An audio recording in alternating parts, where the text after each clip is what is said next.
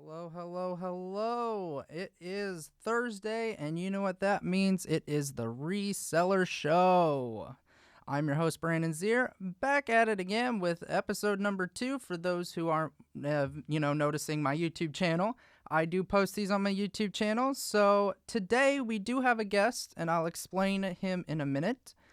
But last night I watched the volleyball game here at Simpson, and man, was that a good game.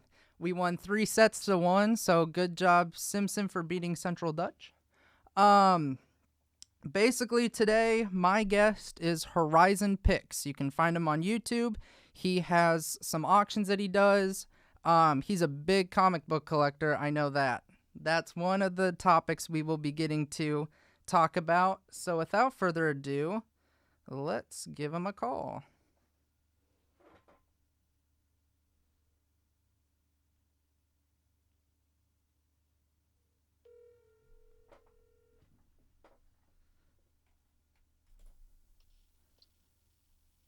Hello. Hello, Mr. Roy. How's it going?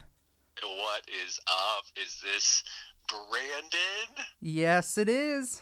How are you, sir? Good to hear from you. Oh, I'm doing well. How about yourself? Doing all right today. Glad that kind of second half of the week is upon us. Never a dull moment. So, Yeah. absolutely. Yeah, so why don't you talk a little bit about yourself and maybe like your YouTube channel and why you got into reselling? Absolutely. Well, hello, everybody listening. My name is Roy. I go by Horizon Picks on YouTube. You can check out my channel. It is Horizon Picks. I also do, if you are interested in following me on Instagram, Horizon Picks PA. I am a full-time eBay reseller, but I also do sell quite a bit through other means, whether it's Instagram or lately doing some YouTube auctions.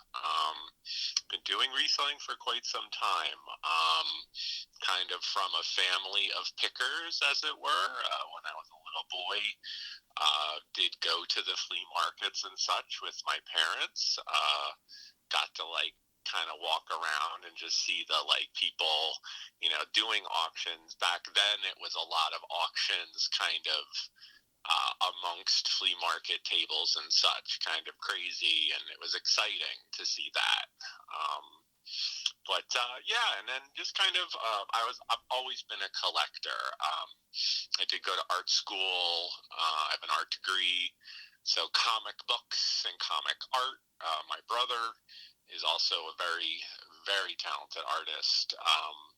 So comic books was always a thing, the art thing, toys, getting into that kind of stuff was always part of it. So collecting, reselling, kind of just, and then obviously in the 90s when a little company in California called eBay started, I was really part of that when it was a private company.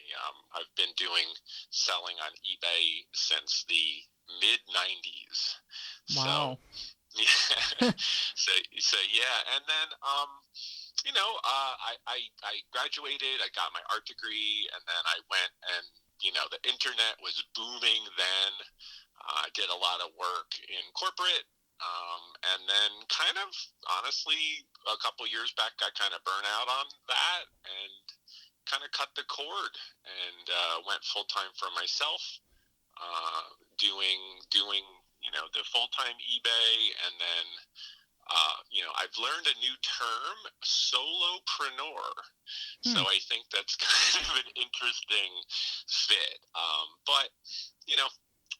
And that's kind of how we met, right? I mean, just through auctions and kind of, unfortunately, with everything going on with the pandemic and the last, 18 months of life was very interesting. So even the internet, connecting with folks and, meeting people like yourself. So thanks for having me. This is great. Thanks. I'm happy to share. Yeah, thanks for coming. I want to get to that art degree. Did you have a plan, to do like graphic design or, maybe do some comics for a newspaper? Yeah, I was always the art kid. I always was kind of sketching and copying my comics. Always was, putting stuff, trying to win the art contests and stuff in school. Yeah, I was pretty involved in my community.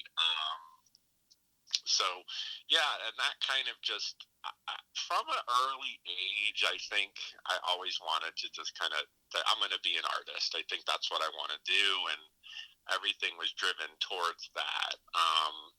Yeah, I did. I got accepted to a few schools. I really pushed myself very hard. I do think that creative and art is learned, but I do think there is actual gifts as well. I think some folks are just naturally kind of inclined. I think I do kind of have a knack for that. I always did. And so yeah, went to art school painting. I have a fine arts degree in painting and drawing.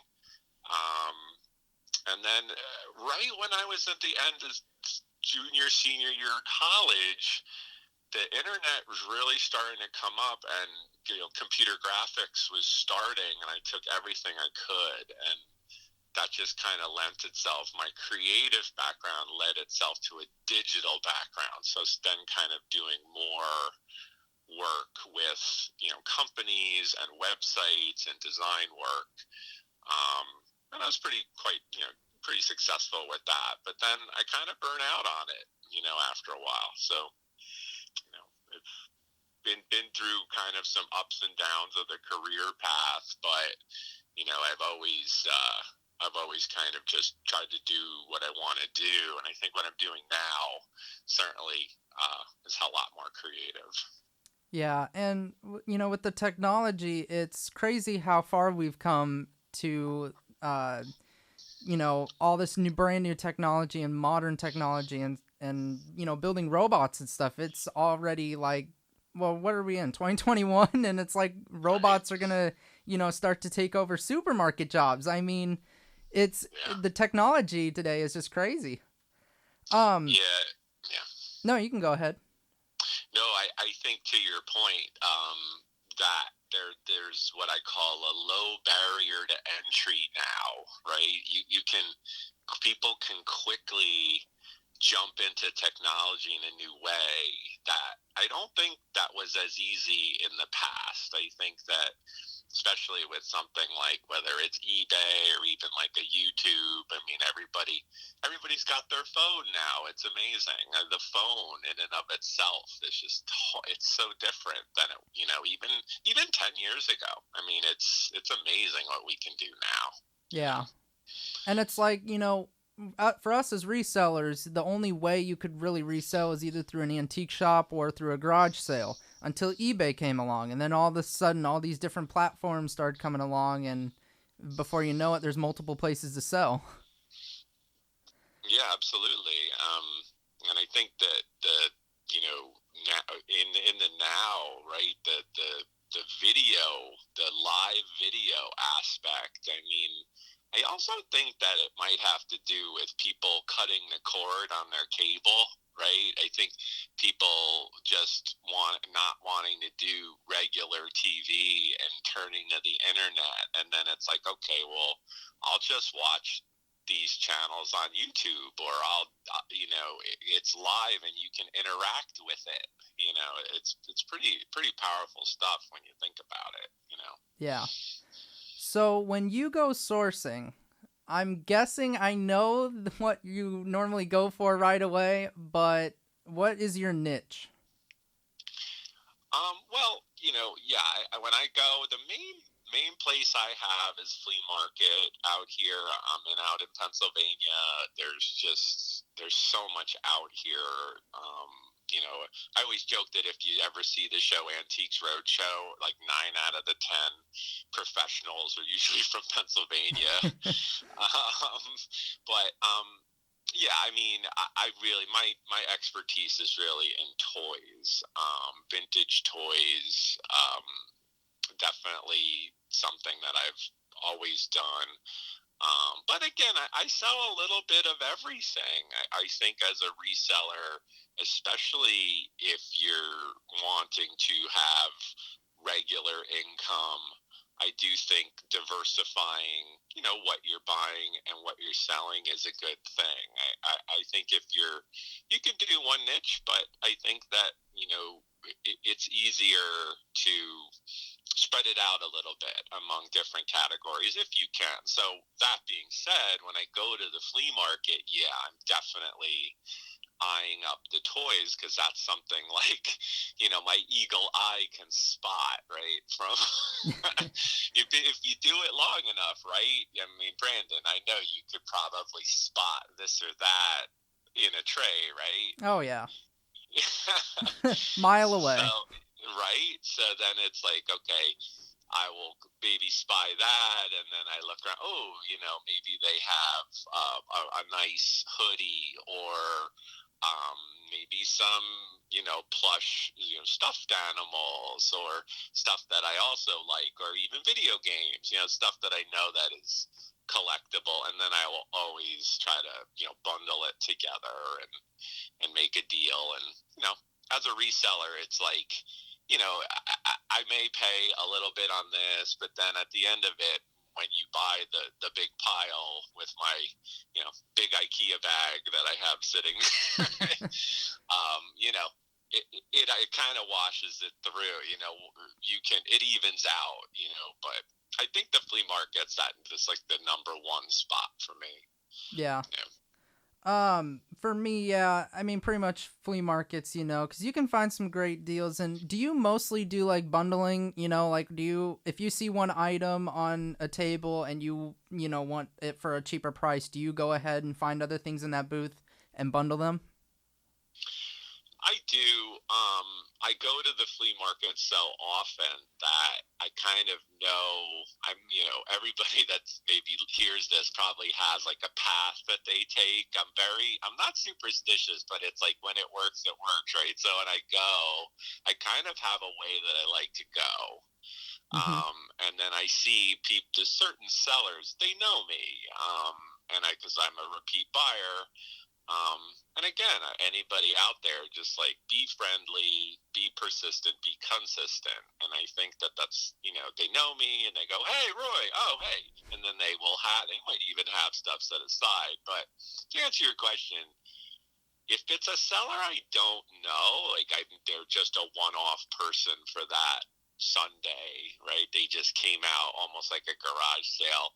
If they just have one item, I'll usually pick it up, look at it, see if they say anything to me, right? If they say, oh, I could go lower on that, Mm-hmm. Sometimes they'll just offer that up, the ability, the pause, they call it, right? And it's good to pause, wait, don't, slow your roll a little bit. And sometimes that'll really help. But I will, I know if I know what it is. I don't really comp, or shall we say, look up things in front of people. I generally don't do that. I go with my gut, go with what I know I've sold before.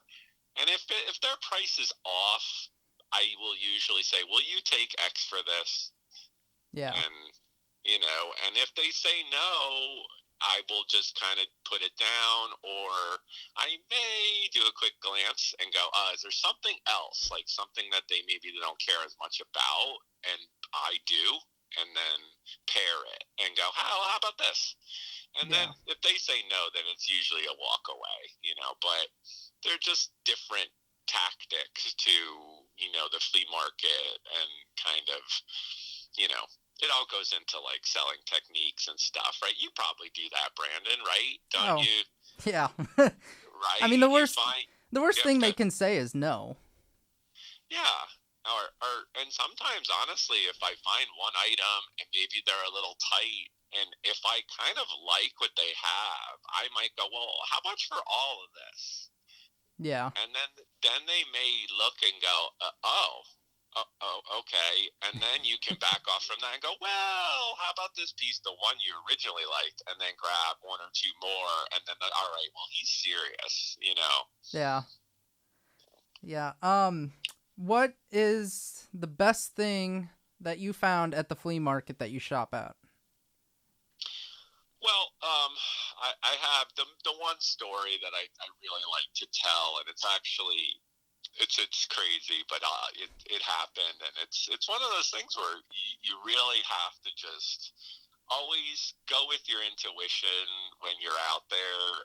I think, because it usually works out, and there are multiple flea markets where I live. I do go to one. But one weekend I decided to head over to this other one that's a little bit of a farther drive.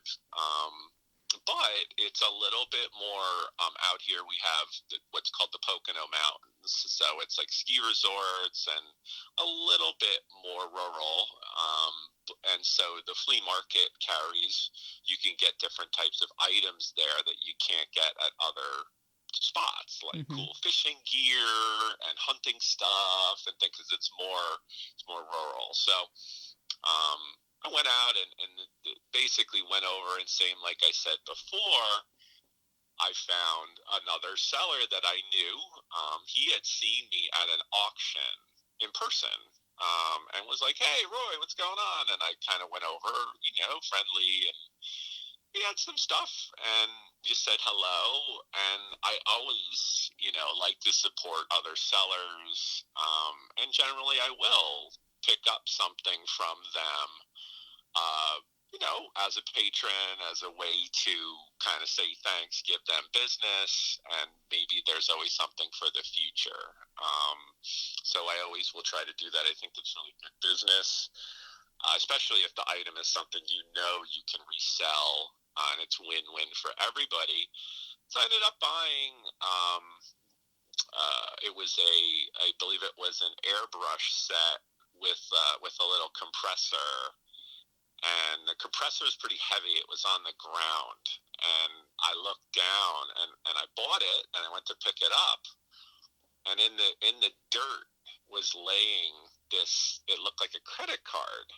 And I went, whoa, and I picked it up, and I looked at it, and I thought it was, because it was in the dirt, it was covered. I uncovered it, and it looked like one of those like flash drives like you would charge your phone with. They're like those little portable brick drives that you can charge. Yeah. And I looked at it, and I was like, what is that? And he's like, I don't know, you could have it.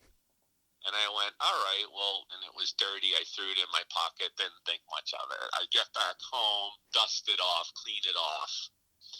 Turns out it's a rare audio recorder. Wow. I look it up, and it's, if you do the research on it, I believe it was a Panasonic digital recorder, and super rare, taken off the market. Why? Because it records different frequencies, and it is used by ghost hunters. Yeah. Wow, that's crazy. So I go, I'm like, wow, all right. I go, I list it. I literally got, I listed, I looked at the comps. One that was new, unopened, sold for $2,000. Jeez. Mine, I listed it for $999.99. Within minutes of posting it, I got an offer for $500, and about an hour later, I took a final offer of $900. Wow. And you just found that in the ground? In the dirt. My gosh. That's a find of a lifetime. Yeah, it's a really, really, and that's really, talk about a find, like legit find, So, keep your wits about you. You never know. You never know what you're going to find. And I think with the flea market too, or even if folks that go to like community yard sales or whatnot, if you have like what I call an offer, if you're just like, oh man, you didn't score, right? You didn't find anything, go one more time. go do one more house, go one more lap, because Mm-hmm. I'll tell you, sometimes I've found some of the best stuff just to just do one more, give it one more try, and I think it does help, you know. Yeah. And also, to the people listening out there, don't be afraid to ask them while they're at the garage sale, because when I go to a garage sale and I don't see jewelry on the table, I like to ask the person who's running it, hey, do you have any jewelry for sale? Because they might have not putting it out yet. I don't know if there was any cases where you did that, where you didn't, something was listed on the ad and it wasn't put out yet, so you asked about it.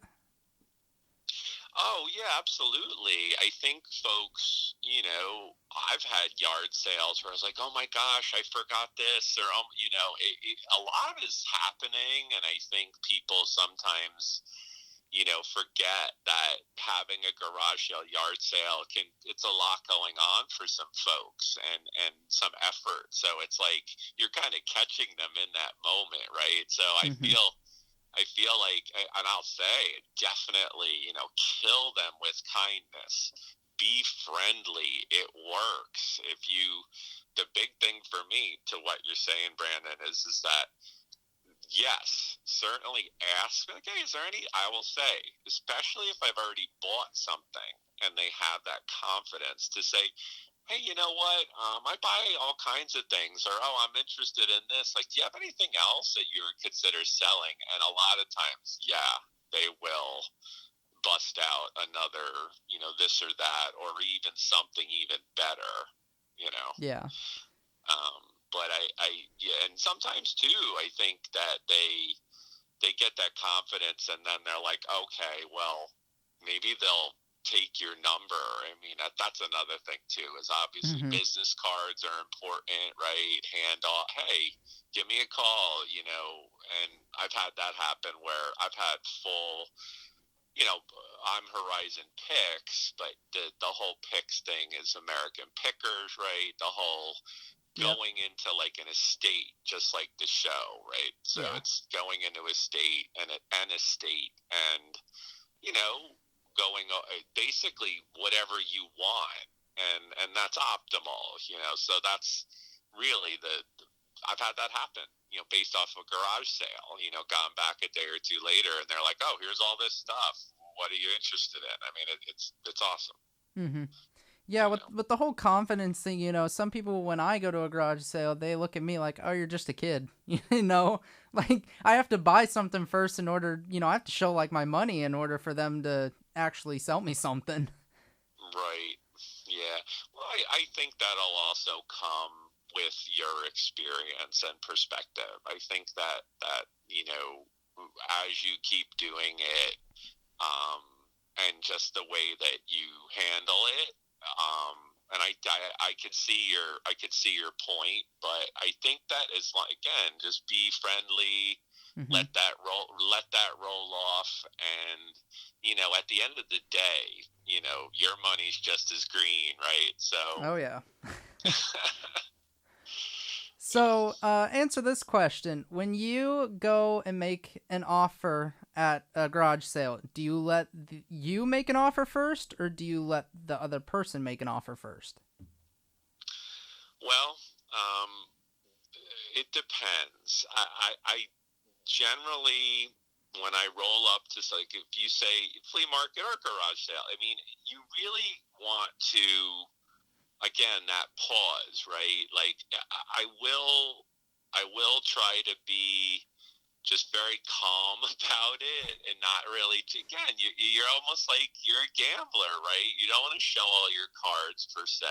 Mm-hmm. So, you go up and you're just, you know, there's definitely, I don't want to feel like I'm gonna, like, undersell or underpay, but if somebody, they may offer up like, oh my gosh, all this stuff has to go, da da da, and it's like, and I'll say something, oh, motivated seller, and it does a joke, and sometimes they'll go ha ha ha, and sometimes they go, yes, what do you want, so they're pushing me with the message that it's gonna go cheap, right? They're Mm-hmm. basically like, whatever. So yeah, in that case, yes, I'm gonna go and be like, making a pile, I'll usually say, like, can I just make a pile and make you an offer? Yeah. And that's kind of one scenario. But then it's also, if I go up and I see like high prices, everything's very, you know, labeled. If I get the sense that they're, maybe they're a reseller, or they're, somebody that is like me, they may be asking for more, and I may ask them, oh, do you sell on the, do you have a store? Do you sell online? And if they're like, yep, we do eBay, that's not a no. I will then also just ask them, because again, I buy and sell all kinds of things. I'll be like, oh, what do you like to sell? And if they're like video games, I'll probably won't be buying their video games. Yeah. I may go and ask them about, what don't you care about? Oh, you don't like these plush toys over here? Excellent. Like, what could we do with those? Because that's not their thing. So it's tactics in the negotiation of it, but sometimes too, if they throw me out an offer that is something I can deal with, sure, fine, and sometimes in bulk. The idea with a yard sale is people are clearing out, so Mm-hmm. yeah, I'll take this whole crate of action figures or wrestlers or Legos, right? Yeah. Oh my gosh, how much? $5 for this crate of Legos? Sounds great, Yeah. Yeah, but it's only I find most of the time that it's only the rich neighborhoods that won't let things go cheap. I don't know if that's the same way in Pennsylvania, but here in Iowa, that's what I tend to see happening. Well, I can understand that, and I don't totally disagree with you.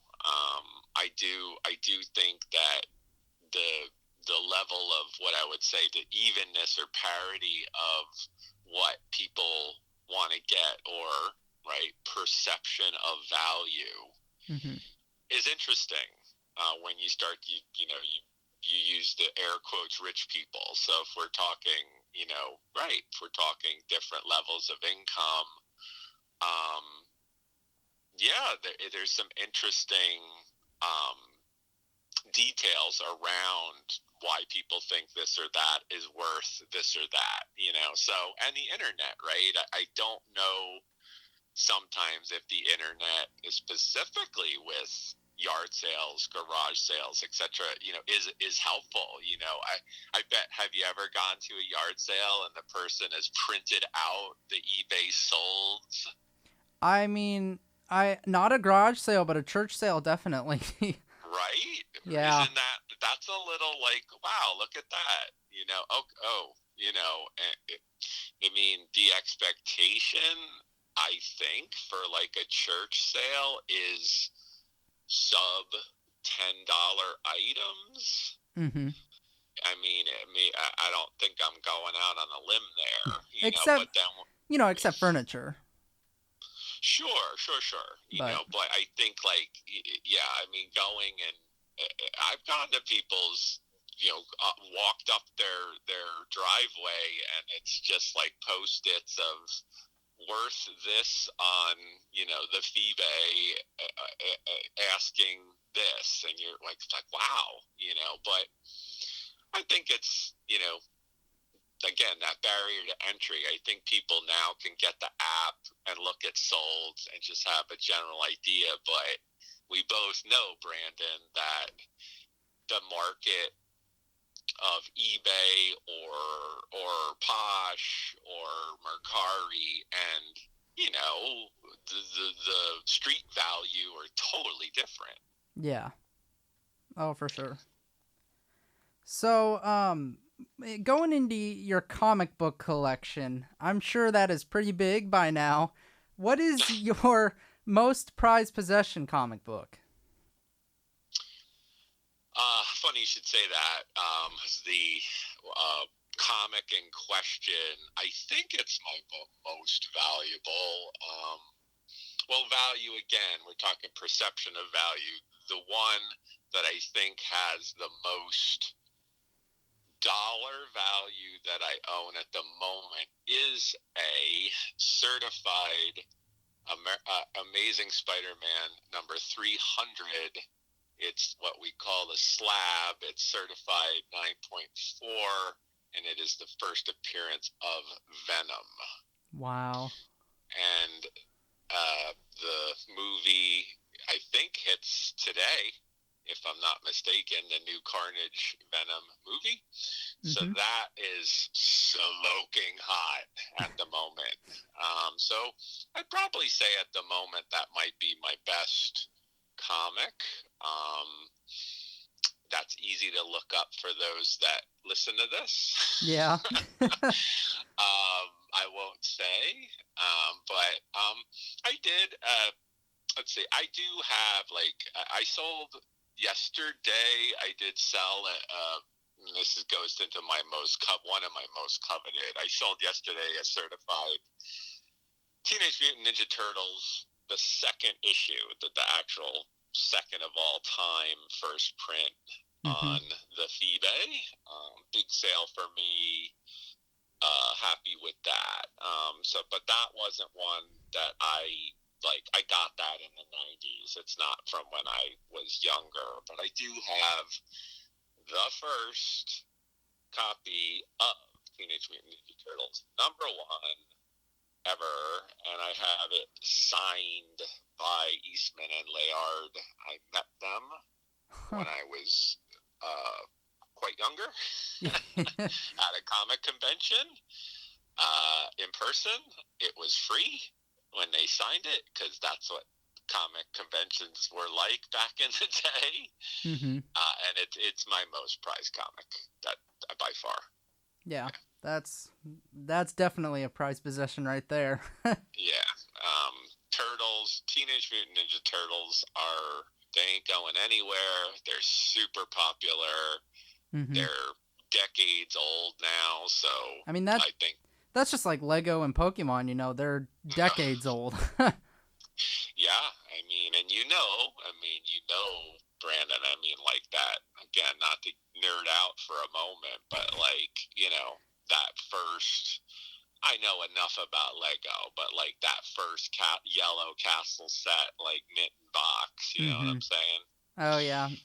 It's from the castle set to all the pirate sets and on beyond. The whole Star Wars sets are just insane. Yeah, and that's like a grail, that's if you're in that niche, it's oof, that. And the Ninja Turtles book not only is it special to me, it's a huge comic book in the history of comics, because it really kicked off what the independent comic craze. It was oh my, Marvel and DC do their thing, but this independent small company made this thing that just exploded, and it's still going. It's great.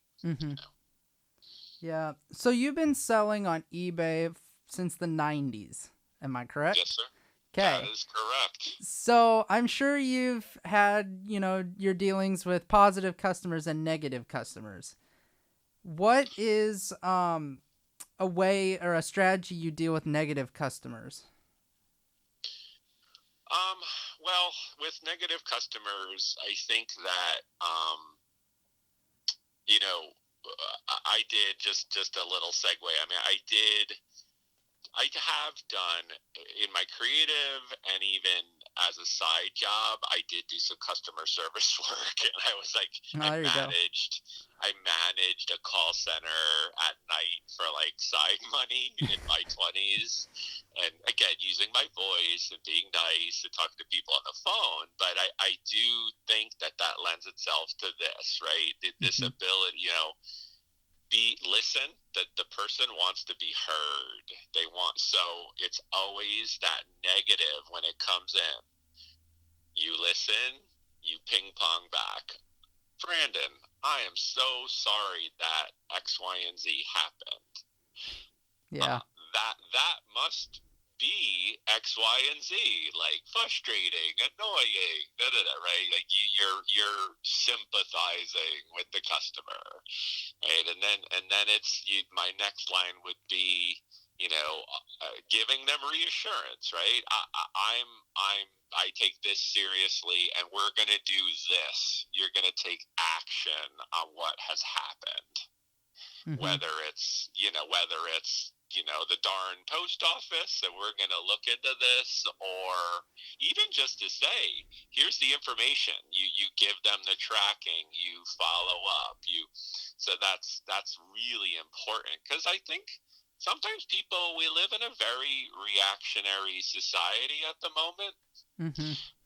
And short attention span, right? I think that it's important. Sometimes people, maybe they just react, and they haven't looked at the tracking. They don't know that something got delayed, or so there's that. But and I try to just give them, like, this is what we're gonna do.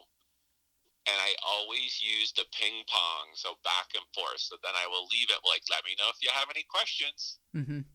And it says, well, okay, they read it. They go, okay, he heard me. He feels bad. He's doing this. And I can, like, ask him anything I want. I mean, what more can you really want? If the person's still going to be irate, then it's tough. I mean, I will give them another shot to say, rest assured, I'm doing this. But sometimes, I'm sure you've been there. There are just some people who they're not going to be quelled. I think that it's a tough one. It's the rarer side of it, but it does happen. And I think too, I mean, you would agree, Brandon, right? Mm-hmm. If you're doing any kind of selling, and especially if you're doing it online in any form, you got to have kind of a thick skin. I think that you really need to be able to. There are some nut jobs out there, shall we say? There's some wackos who, it's tough. It's a tough one. Yeah. Do you agree with the quote, "The customer's always right"? Because I know some people have mixed opinions about that. Well, that's the interesting question. I think that in generally, that's the way that it can be. I do, as a business owner, try to cater to that as best I can.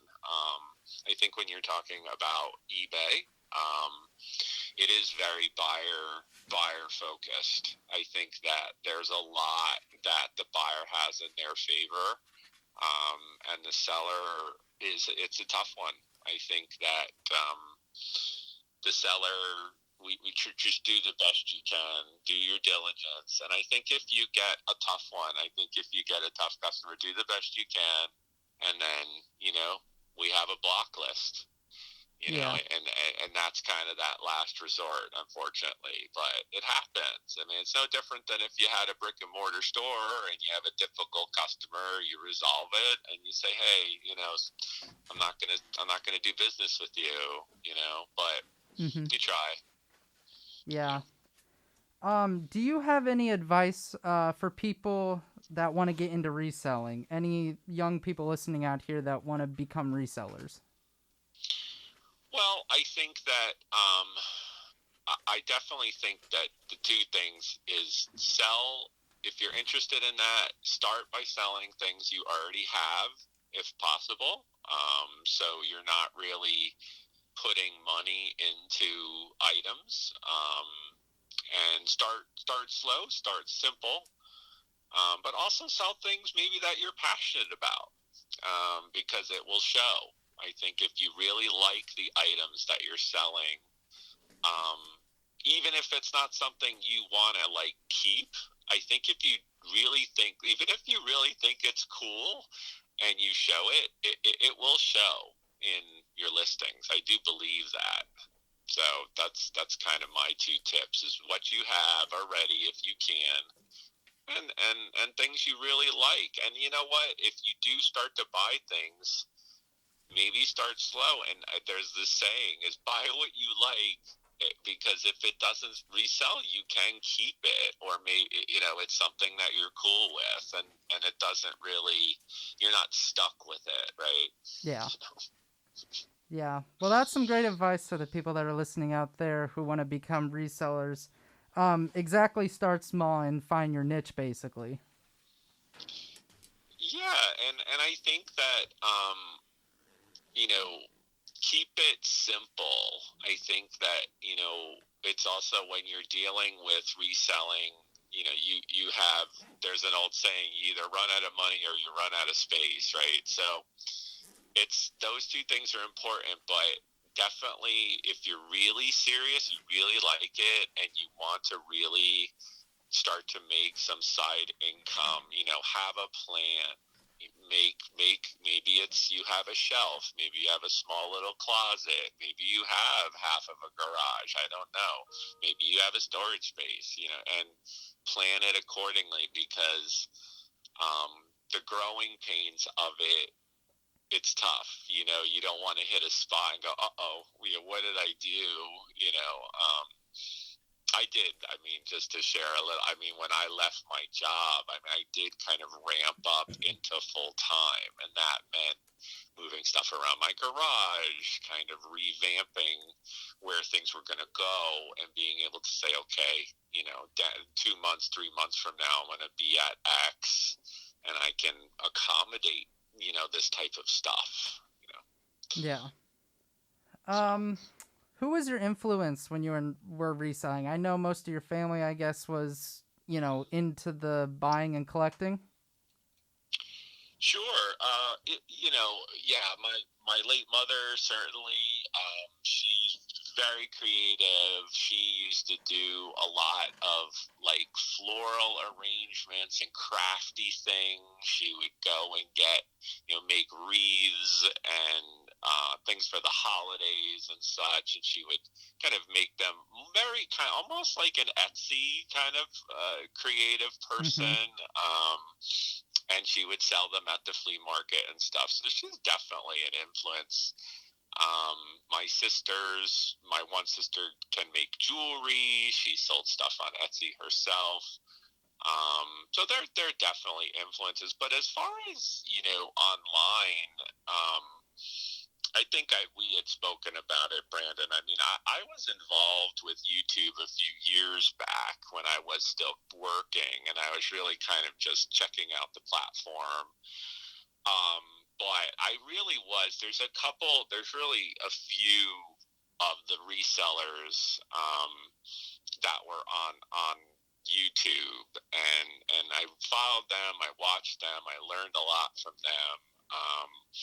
And some of them aren't even doing it anymore. I mean, life happens. That was probably 5 years ago now. And some of them still are, and they're very big channels. I mean, do you want me to say, or do you?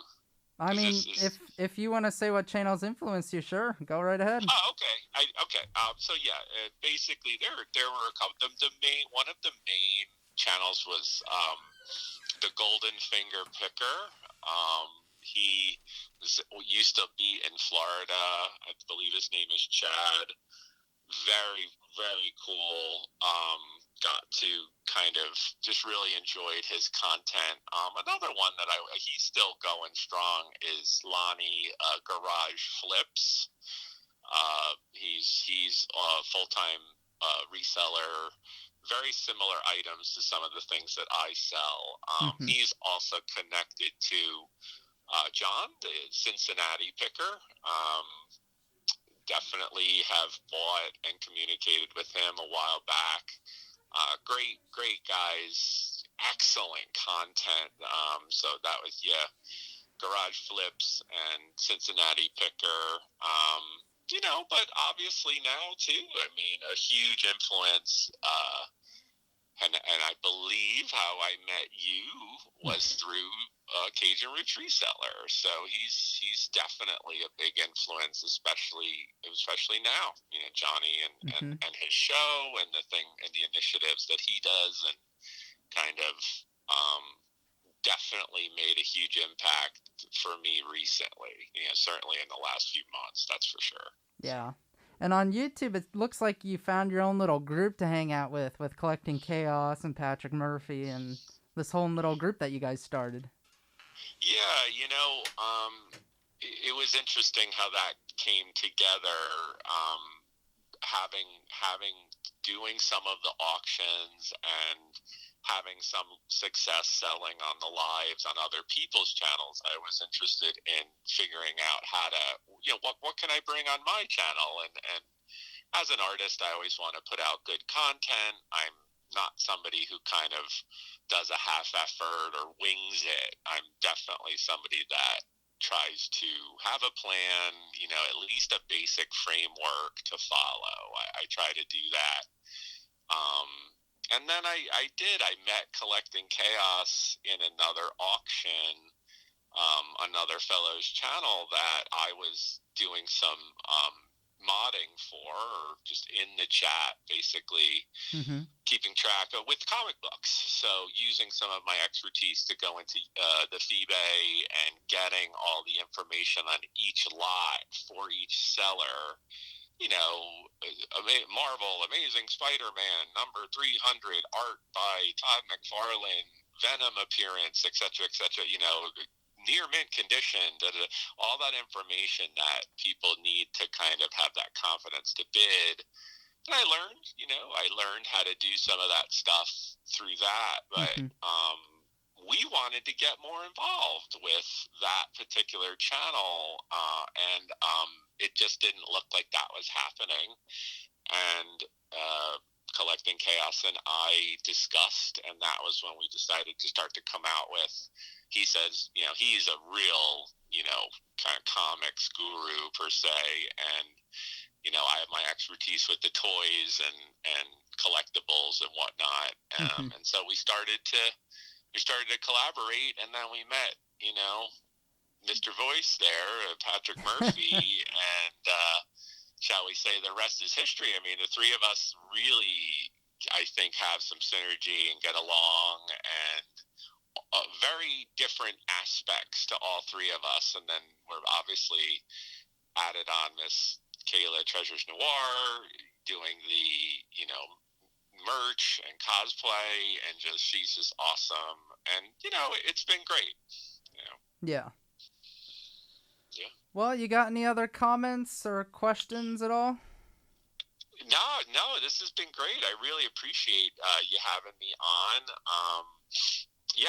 Anybody that is interested, and like I said, with respect to meeting those guys and doing these auctions, I mean, the ability to find folks to just come on, and whether they sell or interact, I think it's great.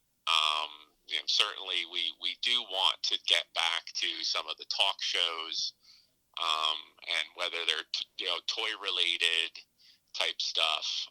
But and certainly Brandon, we spoke about that. Those of you listening, Brandon might come on our show and chat about some of his expertise. So yeah. Looking forward to that. Not to put you on the spot, my friend. Oh, but, that's fine. Yeah, no. Certainly check me out on YouTube. It's Horizon Picks. We do auctions Fridays, 10 o'clock Eastern, and we go late. So we sell, specialize in a lot of comics and toys, but we're looking to sell other stuff. And I am putting together, you'd probably be interested, Brandon, doing a all vintage auction. Trying to find or working on getting sellers to do an auction, a panel of just true vintage items. Right up my alley. So, thought you might like to hear that. So yeah.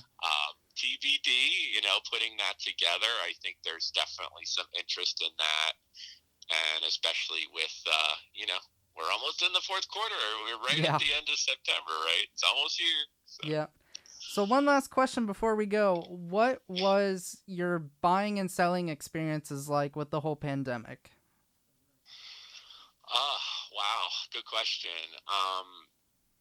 I will say, and I do think I have heard this. I actually heard it last night from a fellow reseller, a brick and mortar owner who switched to digital as a result of the pandemic. I did really well during the pandemic with the selling. It was really hard being forced to kind of be inside and such, but I had I had the most record sales months because I was able to provide quite a bit of merch out into, you know, the eBay world or buying world at that time. So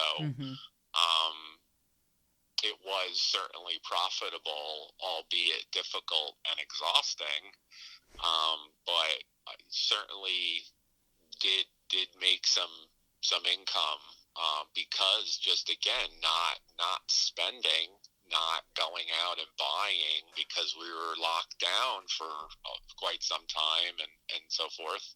So yeah, I mean it was difficult, but at the same time I also looked at it as an opportunity, albeit difficult, but then to be able to also help people and offer stuff up and, you know, make deals and get stuff out to folks. Yeah.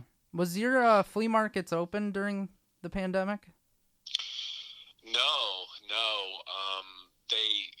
It once the governor had to wave, you know, had to kind of wave that flag, you know, that it was okay, and we had to get into the, you know, whatever the color to be safe, you know, and once that happened, then they did open it back up.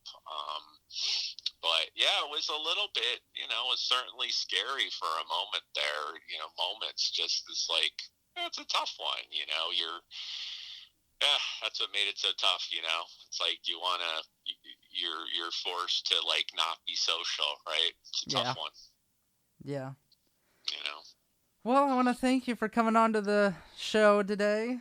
Awesome. Everybody, this is Roy Horizon Picks, and go check him out on YouTube. And I guess we'll see you on a YouTube auction then.